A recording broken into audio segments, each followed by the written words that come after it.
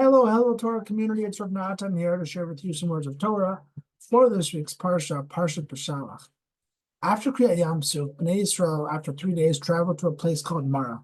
Mara means bitter, and it's a famous place because Bnei Yisrael, in that spot, were thirsty, drank the water. The water was bitter, and Hashem provided a stick or a log of some kind that was sweet, and it sweetened the water, and they drank the water.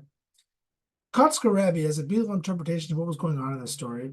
And he says that when the Psukim tell us that Marim, that they were bitter, it's not talking about the water. The water wasn't bitter. The people were bitter. They had a bitter outlook. The people were 3 days now disconnected from Kriyat Yam Suf.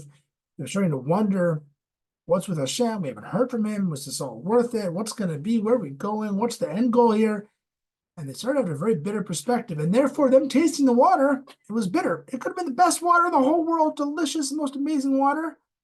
Because of where they were feeling internally, it was bitter. So Hashem, by sweetening the water, was telling them, it's you guys that have to change. You guys are feeling a sense of bitterness, but if you were to just sweeten yourselves, the water would taste differently. I think there's an idea here. This Kotzker is teaching us a very important lesson for our lives. Is that in many ways, when we become very critical of things that are happening, a lot of times it has to do really with what's going on inside of us. Not the thing itself, it's us.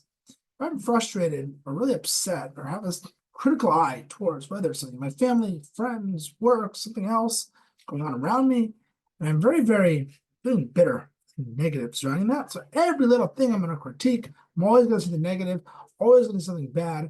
I'm going to get frustrated by the things that I'm seeing. Whereas if my perspective is really positive surrounding that thing, and I'm able to change that, then I'm able to see what's going on in front of me, a whole different light. And the power of this is that our reality may not change sometimes, but it's our outlook and how we're experiencing it that can change. And if we're able to, instead of look at what's in front of our faces in any part of our life with bitterness, rather with sweetness, then really everything can become sweet. Shabbat Shalom.